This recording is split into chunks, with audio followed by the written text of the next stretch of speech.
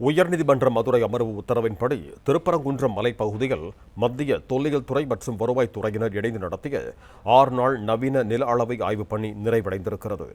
இது தொடர்பான கூடுதல் விவரங்களோடு இணைகிறார் எமது செய்தியாளர் பாலமுருகன். வணக்கம் பாலமுருகன், உங்களிடம் இருக்கும் தகவல்கள் சொல்லுங்க.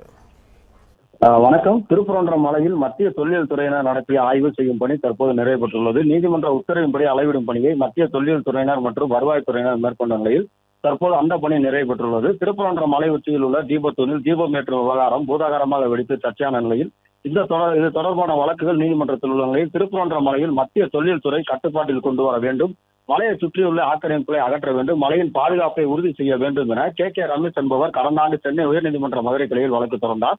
இந்த வழக்கு தொடர்பாக விசாரணை மேற்கொள்ளப்பட்ட நிலையில் கடந்த மாதம் இந்த வழக்கில் நீதிபதிகள் ஜி.ஆர். சுவாமிநாதன், நீதிபதி ஸ்ரீமதி அமர்வு முன்னிலையில் கடந்த மாதம் விசாரணைக்கு எடுத்துக்கொண்ட போது திருப்பரங்குன்றம் மலை முழுவதையும் மத்திய தொல்லியல் துறை ஆய்வு செய்ய வேண்டும், முழு ஆய்வு நடத்திய பின் அதன் அறிக்கையை மே மாத இறுதிக்குள் நீதிமன்றத்தில் சமர்ப்பிக்க வேண்டும் என உத்தரவிட்டார்.